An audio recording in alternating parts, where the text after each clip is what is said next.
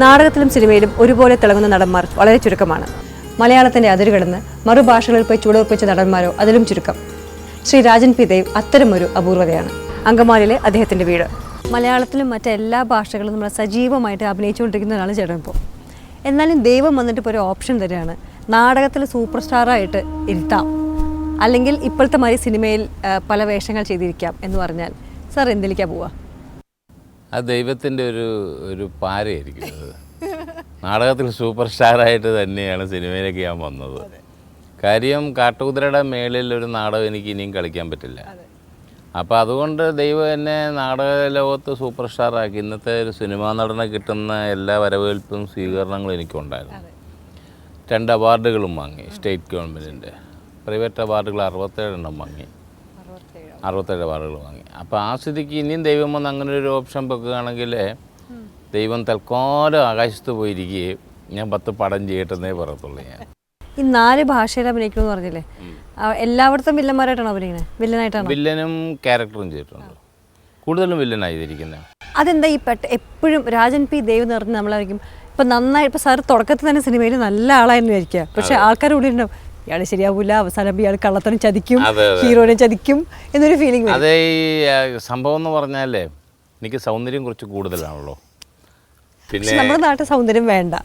പക്ഷേ അപ്പോൾ അങ്ങനെ വരുമ്പോൾ എന്നെ പിടിച്ചിട്ട് മെത്രാനച്ചനാക്കിയാലും ഇയാൾ ശരിയല്ല കേട്ടാ, ഇയാൾ ഈ മെത്രാൻ്റെ ലോകം വലിച്ചു ഊരിക്കളഞ്ഞിട്ട് എവിടെയെങ്കിലും ചാടിക്കയറി പോകുമെന്ന് പറയും.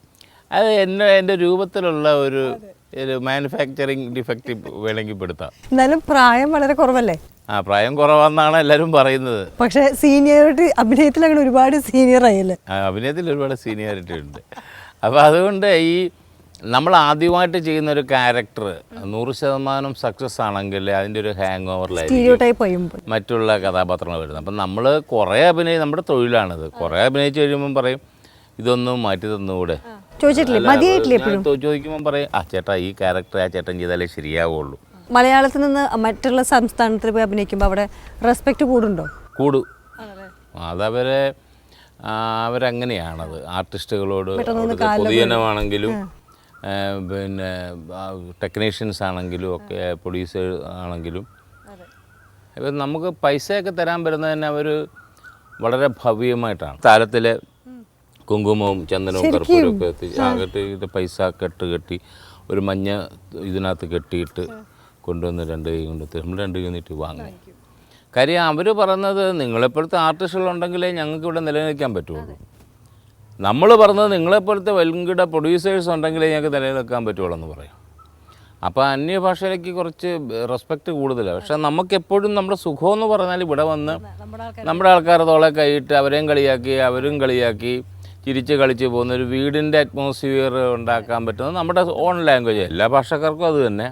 ഇവിടുന്ന് അവർ വളരെ കൗതുകത്തോടെയാണ് മോഹൻലാലിനെയും മമ്മൂട്ടിനെയും ഇപ്പോൾ സുരേഷ് ഗോപി അഭിനയിക്കാൻ പോയിരിക്കുകയാണ് അവിടെ. പിന്നെ അവിടെ പക്ഷേ അഭിനയത്തിലെ രാജാക്കന്മാർ വേറെ കുറേ പേരുണ്ടല്ലോ. പക്ഷെ അവർക്ക് നമ്മളോട് പേടിയാണ്. ആണല്ലേ? അവർക്ക് നമ്മളേതാണ്ട് ഭയങ്കര സ്മൂവായിട്ടൊക്കെ വെച്ചിരിക്കുന്നത്. നമ്മൾ പൂച്ചയാണെന്നുള്ള കാര്യം നമ്മൾ വെളിപ്പെടുത്തിയിട്ടില്ല. ഏമണ്ടേ എന്നൊക്കെ പറഞ്ഞ് നമ്മൾ ഒരു അഡ്ജസ്റ്റ്മെൻറ്റിൽ അങ്ങനെ ലൈഫ് തള്ളി വിടുകയാണ് അവിടെ.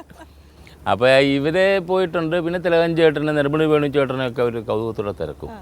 ഒരു പടം കാണാൻ പോകാൻ പറ്റില്ല. ഇല്ലില്ല, പടം ഭയങ്കര ക്രൗഡും ബഹളങ്ങളും അറിഞ്ഞു കേട്ട് വരുന്നവർ മാലയിടലും ഇതിടലും. അതിൽ ചില ദുഷ്ടന്മാർ ഈ ആരാധന മൂത്തിട്ട് അവൻ ഈ കപ്പലിൻ്റെ ഈ മുളകൊക്കെ ഇട്ട കപ്പലിൻ്റെ വറുത്ത് തിന്നുകൊണ്ടിരിക്കുമ്പോഴായിരിക്കും അവൻ എന്നെ കാണുന്നത്. അവൻ വന്നിട്ട് കൈ പിടിച്ചാലും നമുക്ക് കുഴപ്പമില്ലായിരുന്നു, സോഡാണ്ട് കൈ കഴിക്കാൻ മതി. ഇവൻ ഉമ്മയൊക്കെ തിന്ന് അതിൽ പല പൊടികളും എൻ്റെ കണ്ണിലും പോയിട്ടുണ്ട് എന്നൊക്കെ പറഞ്ഞ് ഇങ്ങനെ അഡ്ജസ്റ്റ് ചെയ്ത് നിൽക്കും. എന്ന് കഴിഞ്ഞിട്ട് നീ സമയം കിട്ടിയ കേരളത്തിലേക്ക് വേണം, നിന്നെ അവിടെ വെച്ച് ഞാൻ കണ്ടോളാന്ന് പറഞ്ഞിട്ടാണ് ഞാൻ വരുന്നത്. കാര്യം മുളക് പൊടിയൊക്കെ കണ്ണിൽ പോയിരിക്കുകയാണ്. ഇവനെന്നെ എന്ന് പറഞ്ഞാൽ പിന്നെ ആരാധനയാണ്. പിന്നെ എല്ലാ പടത്തിലും എനിക്ക് ചമ്പേസ്താന്ന് കാണും, തട്ടിക്കളയുന്നു. അത് കാണാൻ പാടാം. ചമ്പേസ്ത എന്ന് പറഞ്ഞു കഴിഞ്ഞാൽ അതിനകത്ത് എല്ലാ അർത്ഥങ്ങളുമായി. എല്ലാ ഭാഷയിലും സൂപ്പർ സ്റ്റാർസിന് അടിമേടിച്ചിട്ടുണ്ട് സാർ അല്ലേ സിനിമയിൽ? എന്താ വ്യത്യാസം? ഈ തെലുങ്ക്, തമിഴ്, കന്നഡ, മലയാളം ഇതിൽ സൂപ്പർ സ്റ്റാർസിൻ്റെ അഭിനയം ഉണ്ടല്ലോ, അവർ ഹീറോസ് ആയിരിക്കുമല്ലോ. ഇടി മേടിക്കുമ്പോഴും ഇടി വാങ്ങുമ്പോഴും ഇടി കൊടുക്കുമ്പോഴും ഒക്കെ ഉള്ള വ്യത്യാസം എന്താ എല്ലാ സിനിമയിലും? എല്ലാ സിനിമയിലും ഒന്ന് തന്നെയാണ്. ഇവിടെ കുറച്ച് മയമുള്ള ഇടിയും അവിടെ കുറച്ച് ഓവർ ആക്ഷൻ്റെ ഇടിയാണ്, വെച്ചിട്ട് ഒരു ഇടി ഇടിക്കുകയാണ്. അങ്ങനെ ഒരു ഇടി കണ്ണിനിട്ട് കൊണ്ടാണ് കണ്ണിൻ്റെ റെക്റ്റിനെയും തകർന്ന് ഓപ്പറേഷൻ കഴിഞ്ഞ് ഇരിക്കും. അതിപ്പോൾ ഫൈറ്റ് എല്ലാം ഒന്ന് തന്നെയല്ലേ, ഫൈറ്റ് എവിടെ പോയാലും ഒന്ന് തന്നെ. ഇവിടുത്തെ മാഷന്മാർ തന്നെയായിരിക്കും അവിടെയും കമ്പോസ് ചെയ്യുന്നത്. അപ്പോൾ അതിൽ വ്യത്യാസമില്ല. പക്ഷെ നമ്മളുടെ അഭിനയത്തിൻ്റെ വില മനസ്സിലാകുന്നത് അവിടെ പോയി അഭിനയിക്കുമ്പോഴാണ്. മലയാളത്തിലൊരു ഒരു കഥ അല്ലെങ്കിൽ ഒരു ക്യാരക്ടർ സാറ് ആക്സെപ്റ്റ് ചെയ്യുമ്പോൾ ചിലപ്പോൾ സാറിന് ചില നോംസ് ഉണ്ടാവും, പക്ഷേ ഇത് ചെയ്യാം അല്ലെങ്കിൽ ഇതെനിക്ക് ചെയ്യണ്ട അല്ലെങ്കിൽ. പക്ഷെ തെലുങ്ക് തമിഴിലൊക്കെ അങ്ങനെ സാർ ഒരു കടുംപിടുത്തം വെക്കാറുണ്ടോ? എവിടെയായിട്ട് കടുംപിടുത്തം ഇതിന് മാത്രം? അത് ചെയ്യണോ? ചെയ്യാം, ഇത്രയും കാര്യങ്ങൾ ഇങ്ങോട്ട് കിട്ടണമെന്ന് പറയും. അവിടെ നമ്മൾ കാശ് ഉണ്ടാക്കാൻ തന്നെ പോകുന്നതാണ്. അതൊന്നും പ്രശ്നമല്ല. മലയാളത്തിൽ നിന്ന് നമ്മൾ അഭിനയിക്കാൻ വരുന്നതാണ്. നമ്മുടെ വീട്ടിലെ ആ കുത്തിരിക്കഞ്ഞിയും തേങ്ങാ ചമ്മന്തിയൊക്കെ കൂട്ടി ഉണ്ണുന്ന ഒരു സ്വാദില്ലേ. പക്ഷെ എപ്പോഴും തോന്നിയിട്ടില്ലേ സാറിന്, അതായത് കുറച്ച് ഹീറോയിൻസിൻ്റെ കൂടെയൊക്കെ ഒരു മരം ചുറ്റി ഡാൻസ് ചെയ്യണം, പാടണം എന്നൊക്കെ? അതെ, കാവ്യമാധവനോടെ പോകണം വലിയ ആഗ്രഹമുണ്ട്. അവളെ കെട്ടിച്ചു വിടുകയും ചെയ്തു. പറ്റിയൊരു ഹീറോയിൻ ഇല്ല. അങ്ങനെ ഞാൻ ഈ ആപ്ലിക്കേഷൻ ഇൻഡസ്ട്രി വെച്ച് എനിക്കിങ്ങനെ മരം ചുറ്റി പ്രേമവും കൂളിംഗ് ഗ്ലാസ്സും ഒക്കെ വെച്ച്. അതിനിപ്പോൾ എന്താ, ആർക്കും പറ്റാത്തൊരു ഡാൻസ് തമിഴിൽ ചെയ്തിട്ടല്ലേ വന്നേക്കണേ? അതൊക്കെ ചെയ്തിട്ടുണ്ട്. ആ തമിഴല്ലേ, മലയാളം രഹസ്യമൊക്കെ ആയിട്ട് 9 മോഡൽസ്, 9 ബോംബെ മോഡൽസ്. അവിടുത്തെ രജനീകാന്തിനും പറ്റാത്തതാണ് നമ്മൾ ചെയ്തിരിക്കുന്നത്. അതൊക്കെ ചെയ്തിട്ടുണ്ട്. പക്ഷെ മലയാളം ചെയ്തൊന്ന് പ്രൂവ് ചെയ്യണമല്ലോ. അപ്പോൾ അതിന് തന്നെ ഇപ്പം ഡയറക്ടർമാർ പറഞ്ഞ് അങ്ങനെ ഒരു ആഗ്രഹം ഉണ്ടെങ്കിൽ നമുക്കൊരു നായികയെ തപ്പാം.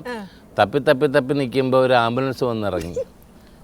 ഞാൻ നോക്കുമ്പോൾ അതിനകത്ത് നിന്ന് 6-7 പേര് ഒരു മുത്തശ്ശിയെ പിടിച്ചുകൊണ്ട് വരുന്നു. ഞാൻ പറഞ്ഞു അതാരാണ്? ചായന് പറ്റി നായികനെ ഇപ്പോഴാണ് കിട്ടിയത്. അടൂർ ഭവാനി ചേച്ചിയായിരുന്നു.